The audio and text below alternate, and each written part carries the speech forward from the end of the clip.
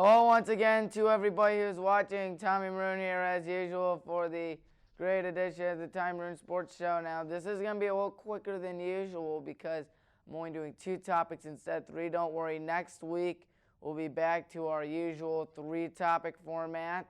So I just want to remind you that. So in case if this goes shorter, that's why. But anyways, with that out of the window, we're going to ask my trivia question of the week from last week. What school has been in the Suburban League for every year of its existence? And the correct answer is Copley High School. That's right, Copley High School in Summit County has been in the Suburban League since 1949, and they have been there every single year, of course. 3 of the original 5 are in it right now. Copley, Nordonia, and Hudson. Of course, Manchester left and Green left a little while back. Of course, Hudson and Nordonia joined a little while ago. So Copley was the only one that's been consistent there. And while we're on the topic of Suburban League, you know where this is going, folks, right? It's a weekly tradition looking at the high school football in the Suburban League. Of course, the scores across the Suburban League looking like this right there on your screen. Massillon continues their sheer dominance over others by handing Barberton a whopping 49-24 loss, and Barberton now 5-3. Copley was able to pick up their first win in American Conference play at 35-7 beating on Talmadge. Of course, Copley really needs to, or they don't need to win, but they will definitely love and accept it, of course, for a school that entered with 1 win. We all know what they say, 2 is definitely greater than 1. We'll see if Copley can keep up the momentum. Speaking of momentum, Aurora they did it, but they did it again. 31-7 triumph over Highland. They are 8-0, and they might go perfect. Oh man, how exciting does it feel to be an Aurora Greenman fan, am I right? Or a student. Roosevelt beat Revere by a score of 21-20, so there was a big win right there. Now time to go National Conference. While we're on the topic of big schools like Aurora, Brecksville in the National Conference beat Nordonia 39-16. They are undefeated. And it looks like they're going to win the National Conference. Who would have thunk it? And, of course, Hudson beat Cuyahoga Falls 48-20. Of course, Cuyahoga Falls is now on 5, but hopefully they'll pick up a win in conference play, just like how Talmadge should pick up a win as well. Wadsworth beat North Royalton, in which both teams combined for an incredible 106 points. 66-40 victory there for the Grizzlies. And Stowe beat Twinsburg 31-23, so Stowe definitely rebounds from a tough loss last week. Now time to go to my power rankings. And there they are back on your screen. Aurora, the top team, 8-0, 4-0. Brecksville, 6-2, 5-0.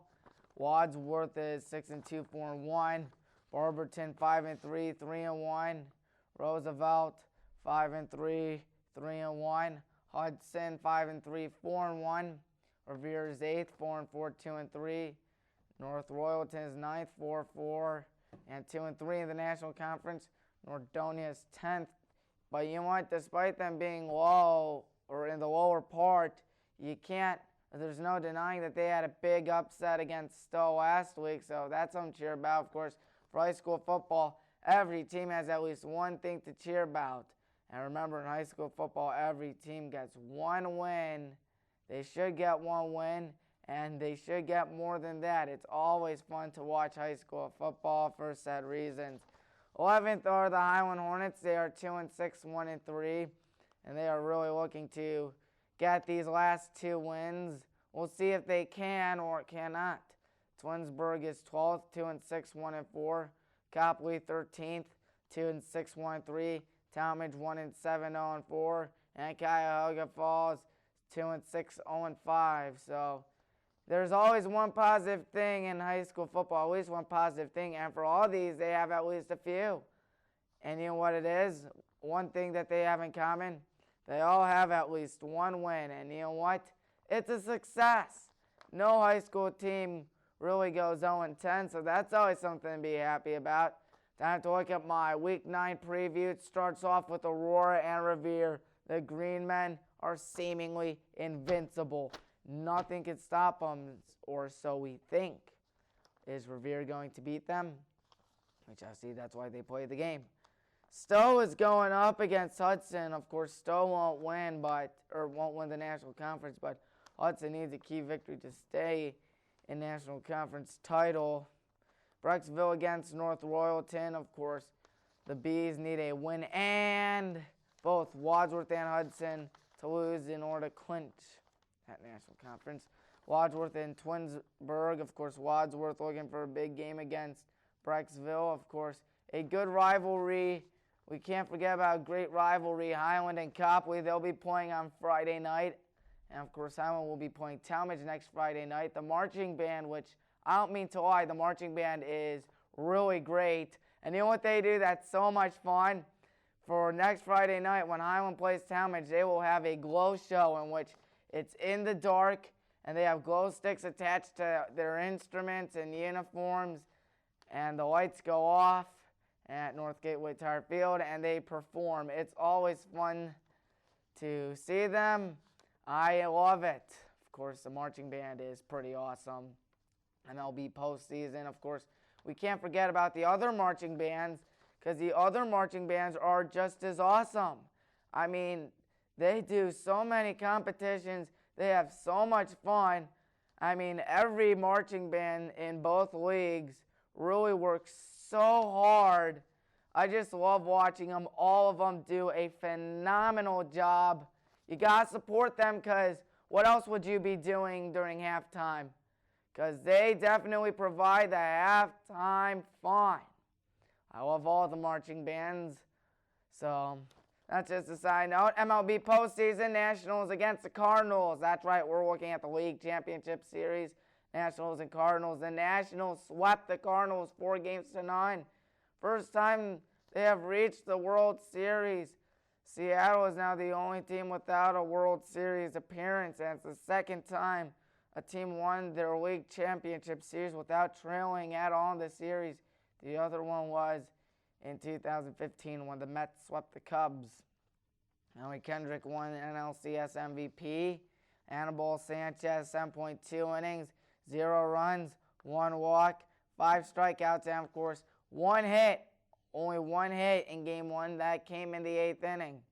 Max Scherzer had 7 innings, 0 runs, 1 hit, 2 walks, and 11 strikeouts in Game 2.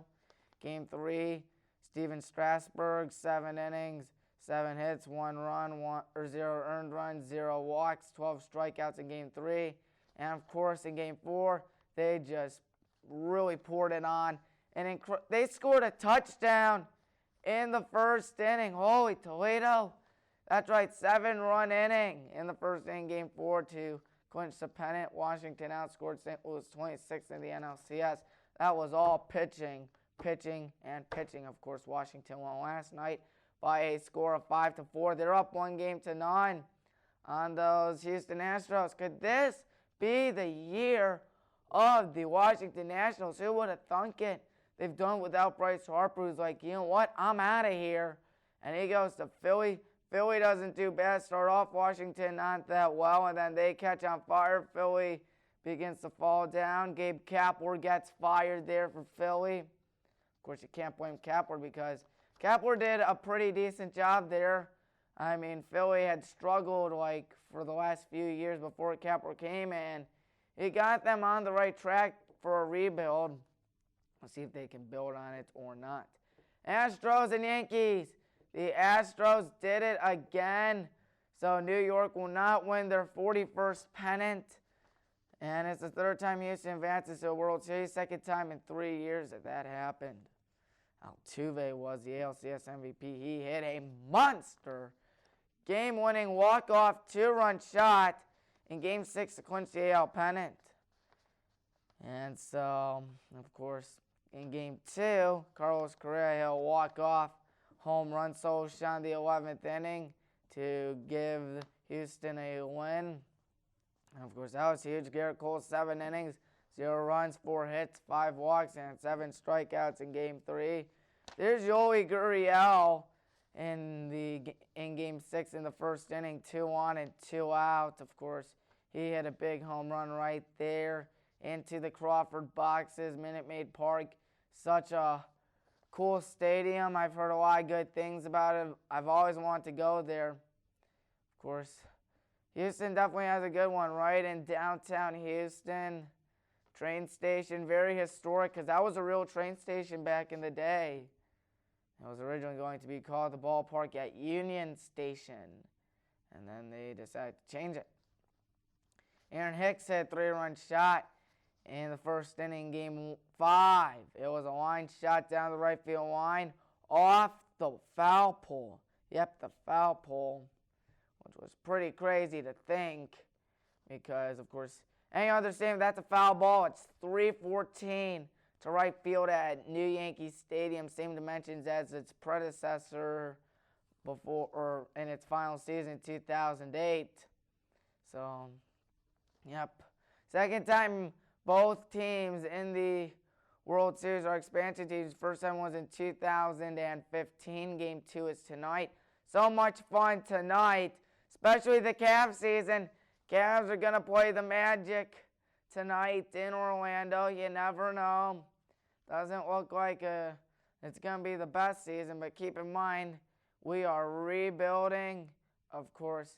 Basketball is a pretty funny sport because if one person leaves, well, there goes the rest of your team. Like, for instance, Toronto, Kawhi left, their hopes may have been shut down. And, of course, Milwaukee, if they lose Giannis, that team is probably going to decline, of course. Basketball is a sport in which one person can make the biggest difference. Of course, we know that with LeBron. But you know what we're going to try to do? We're going to try to slowly rebuild and see what happens. Trying to get a young super team. Of course, we saw it with the Warriors, and Warriors are another example of how one person can make a big difference. Kevin Durant left, and now the Warriors look like they're kind of going down, but you know what? They're the Warriors. They have been a mighty good team for the last 5 years. They might six-peat this year. This is going to be one of the most exciting seasons in basketball as usual. Its popularity has skyrocketed. Its excitement, so much fun. I cannot wait for the season tonight. Let's go Cavs. Let's win Cavs. And we are going to talk about it next week. Talk about it next week along with high school football and the Cleveland Browns against the Patriots. Maybe we will upset the Patriots. You just never know. So my trivia question, as usual, is this.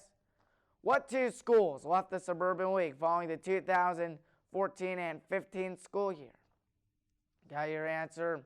Why wait next week for the Tommy Maroon Sports Show? Anyways, have a great week. Can't wait